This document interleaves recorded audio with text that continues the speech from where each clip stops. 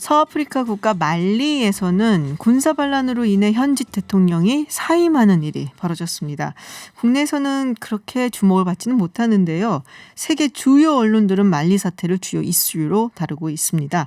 말리 군인들이 반란을 일으킨 원인은 무엇인지, 그리고 왜 세계 주요 언론들은 비중 있게 이 문제를 다루고 있는지 김영미 국제분쟁 전문 PD와 함께 짚어보겠습니다. 어서 오세요. 네, 안녕하세요. 네, 말리에서 군사 반란, 그러니까 쿠데타가 벌어지고 있다라는 얘기인데 이게 8월 한 20일, 19일 그때쯤 나온 뉴스 같아요. 네, 19일 날 발생을 했는데 처음에는 이게 뭔지 잘 몰라가지고 그러니까 대통령이 이제 잡혀간 거예요. 네네. 그래서 대통령뿐만 아니라 정부 요인들이 네네. 이제 총리도 잡혀가고 했다고 들은 것 같아요. 네. 잡혀가고 국회의장, 그다음에 아하. 유명 방송 아나운서 뭐 이렇게 많이 잡혀갔어요. 네네. 그래서 이게 어떻게 된 건지 사실 처음에는 감지를 못 해가지고 서방 세계에서 혼란이 좀 많았었는데 다음 날 보니까 이게 군사 쿠데타다라고 네. 여겨지는데 그들은 이제 대중 반란이라고 얘기를 하니까 대중 반란. 네, 그렇게 얘기를 하니까 이게 뭔지 파악하는 데만 한참 걸렸던 그런 사건입니다. 아, 그렇군요. 근데 말리가 사실은 좀 안 좋았잖아요. 약간 좀 불안정하고 사정이. 그리고 2012년도엔가도 한번 이제 쿠데타가 있었고, 제가 작년에 무슨 세미나를 갔다가 말리에서 온 사람을 봤어요. 그래서 네. 그 얘기를 막 하더라고요. 그래서 근데 뭐 약간 좀 멀리 떨어져 있으니까 아무래도 관심이 떨어질 수밖에 없고 그랬는데 어떤 상황이고 무슨 일이 벌어지고 있는 건지 좀 설명을 해주세요. 지금 청취자분들은 말리라는 나라가 도대체 어디 하고 있는지도 맞아요. 모르는 네. 아프리카에 있습니다. 서아프리카 네. 쪽에 있고 나라가 좀 이렇게 특이하게 거꾸로 생겼죠. 된 니은자처럼 네. 생겨 맞아요. 있는데요.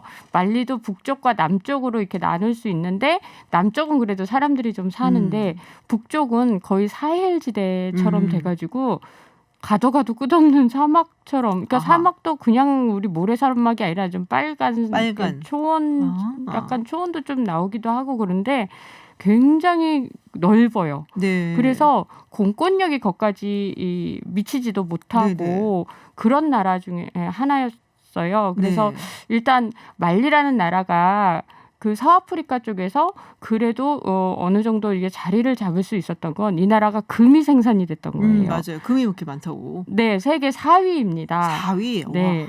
금이 생산이 돼서 남쪽에 있는 사람들, 그러니까 남부 쪽에 있는 사람들은 그래도 그 금으로 조금 먹고 살 수 있었던, 그래서 서아프리카 쪽에서 좀 자리 잡을 수 있었던 나라 중에 하나예요. 근데 8년 전에 말씀하신 대로 군사 쿠데타가 났어요. 그래서 지금 잡혀가셨던 그 대통령께서 8년 전에 대중의 희망을 안고 대통령이 되셨는데 이분 종교 지도자 출신이세요. 그래서 청년 결백할 것이다라는 기대를 안고 가셨는데 금이 나는 나라에 청년 결백하기가 쉽지가 않았던 모양입니다. 그래서 금을 그러니까 금으로 인한 이득을 나눠 가진 분들은 소수였고 그 중에 이제 대통령도 계시는 걸로 이제 부정부패 그런 걸로 이제 추문이 많았고요. 그래서 국민들에게는 원성이 좀 잦아있고 그 사이에 북쪽에는 이슬람 세력들이 뭉게뭉게 모이기 시작했어요. 그동안 중동 쪽에 이제 대대적으로 이슬람 세력들에 대한 이게 소탕 작전이 있었잖아요. IS나 또 기타 이제 그 북아프리카 쪽도 마찬가지예요. 그리고 그런 사람들이 보코하람 같은. 보코하람 이제 나이지리아 쪽에 있는 거기 이미 보코하람은 잘 자리 잡고 있고요. 자리 잡았어요? 거기는 토착 세력으로 자리를 아주 잘 잡으셨고 그렇군요. 자리 잡지 못한 이슬람 세력들이 그쪽으로 은신전처럼 모여들기 시작했던 거예요. 그래서 사헬지대 거기 누가 가서 그 사람들을 소탕하겠어요. 그렇죠. 그래서 가끔씩 이제 프랑스 군대가 이제 거기 소탕 작전을 가끔 했는데 그런다 하더라도 너무 넓었던 거죠. 그러니까 다 소탕 작전 못하고 은신전처럼 이렇게 오는데 그 전에 여기에 무기가 또 몰려들 수 있었던 것 중에 하나가 리비아의 용병으로 유명한 뚜알레그족들이 까다피가 돌아가신 다음부터 갑을 잃었던 거예요. 고용주를. 그렇죠. 그래서 이 사람들이 또 모여들기 시작한 곳이 또 여기예요. 그러니까 여기에는 모든 조건이 이슬람 무장 세력들이 활동할 수 있는 모든 조건들이 아주 잘 맞아떨어졌던 것이죠. 그렇군요. 그러다 보니까 납치 이런 것들도 굉장히 많아지게 되고 작년에 이제 부르키나파소라고 우리 국민이 납치됐던 사건이 있었어요. 여기도 마찬가지로 우리 국민을 말리 쪽에 있는 이 세력들한테 되팔려고 하다가 이제 그 전에 발각이 됐던 사건입니다. 그래서 말리는 북아프리카 쪽의 인질 사건의 말하자면 중심지 그렇게 생각하시면 될 것 같습니다. 그렇군요. 이게 뭐라고 해야 되나 자원의 저주라고 얘기를 해야 되나요? 금이 많이 나니까 그걸로 인해서 또 아주 일부 소수 위의 사람들이 이제 부정부패로 잘 먹고 잘 살고 나머지 국민들은 굉장히 힘들고 그리고 그 와중에 거기서 또 서로가 이제 착취하려고 막 싸움하고 그러다 내전으로 발생하고 얼마 전 기사에서 제가 그걸 봤었거든요. 말리의 어느 지역에서 한 40명이 넘는 주민들이 학살을 당했다라는 기사를 봐갖고 동물들도 다 죽고 그래서 저곳은 어떻게 하면 좋을까라는 생각이 굉장히 좀 많이 들기는 했었는데 지금 말씀하신 것처럼 이슬람 극단주의 세력들이 이제 모일 수 있는 모든 천혜 조건이 맞았죠. 예, 더군다나 말리 국민들이 문맹률이 많이 높아요. 왜냐하면 금으로 부정부패할 시간이 있었지만 아이들 교육에 투자할 시간은 없었던 거죠. 재산 모으기 바빴겠죠. 위에 사람들은 국민들 공공교육을 제공하고 이런 거는 사실은 자기들 입장에서는 필요하지 않고 어떻게 보면 국제국가가 국민들이 똑똑해지는 건 싫을 거 아니에요. 그런 면도 있었죠. 네. 그리고 그 북부 쪽에 가게 되면 제가 굉장히 놀랐던 게 물을 수도꼭지에서 나온다는 걸 모르는 아이들이 되게 많았어요. 진짜요? 네, 다 길어서 쓰니까 그런 아이들을 데려다 놓고 이슬람 극단주의 세력 그 사상을 주입시키는 거죠.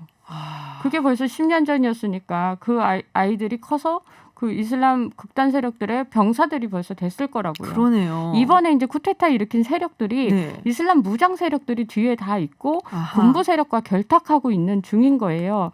그래서 지금 국제사회가 대중반란은 무슨 니네 쿠데타잖아라고 자꾸 압력을 주니까 민정이양을 하겠다. 그리고 대통령이 9일 만에 나타나서 잡혀가셨던 대통령이 9일 만에 나타나서 저 자진 사퇴하겠습니다라고 했는데 사실 그 누구도 다 알 수 있는 거잖아요. 얼마나 그렇죠. 압력을 주면 그렇게 얘기했을까. 여러 가지로 그 거래가 있었을 거 아닙니까? 그러니까 말하자면 이제 목숨을 두고 그렇게 했을 수도 있고요. 그렇죠. 근데 그때 이제 그 쿠데타 세력들이 제안한 게 민정 이양을 하겠다. 근데 그 민정 이양을 받을 세력이 누구겠어요?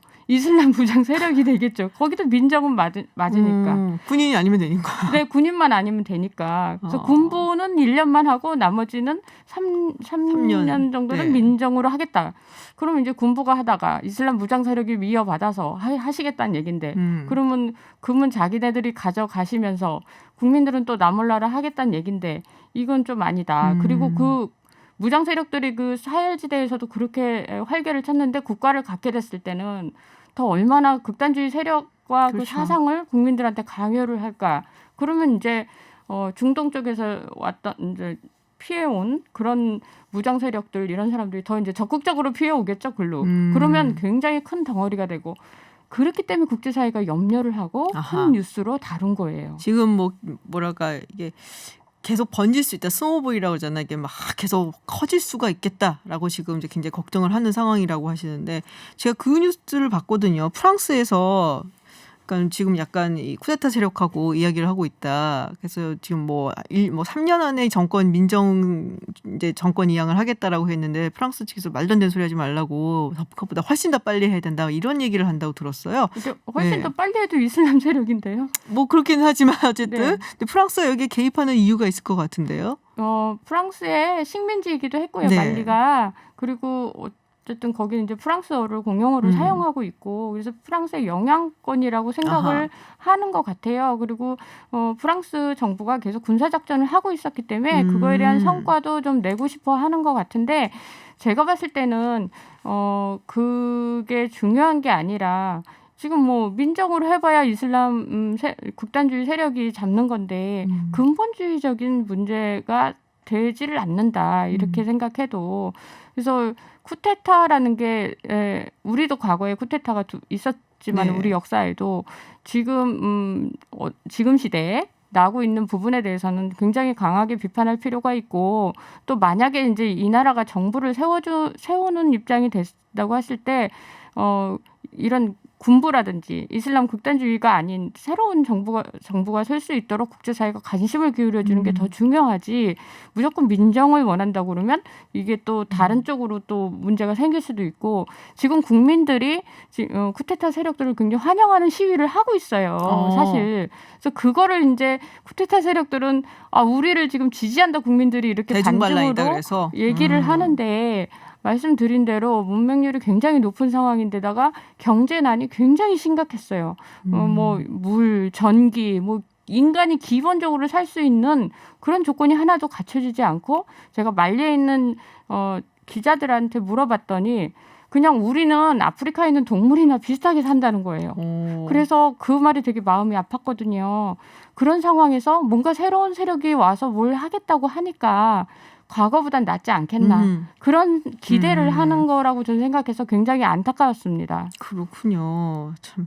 근데 이제 금값이 그러면 출렁일 수 있다는 얘기도. 근데 금이 그렇게 많이 난다. 4위라고 하셨잖아요. 네, 거기에는 또 세계 광산업체들이 여기 다 결부가 돼 있어요. 그래서 그 광산업체들이 또 정권과 또 결탁이 돼 있을 거 아니에요. 근데 그 결탁한 정권의 세력이 누구냐에 따라서 굉장히 달라지는 거잖아요. 그렇겠죠. 또 거기에 또 뇌물과 또 계약서도 다시 써야 돼요. 이렇게 되면 그러니까 굉장히 심각해진 거죠. 과거 계약서 휴지되고 다시 써야 되고 그럼 여기서 금값이 출렁일 수밖에 없는 거고 코로나 때문에 그 전 세계의 경제 상황이 유동적이 굉장히 많은데 금에 의존한 의존도가 더 높아졌다고 합니다. 그러다 보니까 많이 올라갔어요. 맞아요. 앞으로 이 금에 대한 의존도가 더 높아질 수도 있는 거고 그랬을 때 세계 4위의 금 생산 국가는 더 많은 그 존재감이 나올 수 있는 거죠. 그래서 또 세계가 이 말리에 대한 그 말리의 지금 상황을 주시하고 있는 것 같습니다. 그렇군요. 뭐 정치적인 이유도 있고 이슬람 극단주의 세력들이 더 모여들 수도 있고 이런 뭐 얘기도 있지만 이게 이제 금값의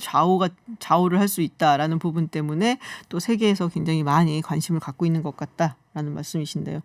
다이아몬드 생각이 났어요. 갑자기 옆에 시에라리온이 옛날에 과거에 또 그런 그대로 전철을 밟고 종목만 다른 거예요. 그런 거예요? 시에라리온과 종목 다른 게 이제 다이아몬드냐 금이냐 요게 다른 거고 또 뭐 밑에 내려가고 뭐 콩고 이런데 뭐 콜트 맞아요. 이런 콜탄 뭐 이런 쪽으로도 다른 거고 종목만 다릅니다 사실. 그렇죠. 그래서 그쪽 나라들이 국민들이 문맹률을 좀 극복을 하고 또 교육에 좀 더 투자가 돼서 스스로 자기 정부를 어느 정도 공평하게 운영할 수 있는 그렇게 될 수 있도록 국제사회가 더 힘을 기울여주면 좋고 그렇게 해야 또 우리도 전 세계에 안정적으로 이런 그 지하 자원들을 같이 공유할 수 있다고 생각을 합니다. 그렇죠. 휴대폰에 들어가는 것들도 사실 거기에 나온다고 들었거든요. 제가 콩고라든지 이런 쪽에서. 네. 그래서 이제 사실 이제 그런 휴대폰을 좀 거기서 나오는 분쟁 광물을 안 쓰는 엄청나죠.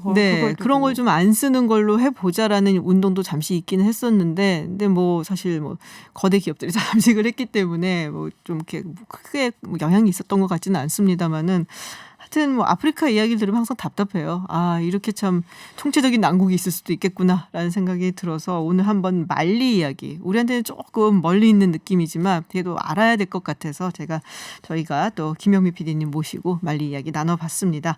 네, 오늘 말씀 고맙습니다. 네, 감사합니다. 네, 지금까지 국제분쟁 전문 김영미 PD와 함께 했습니다.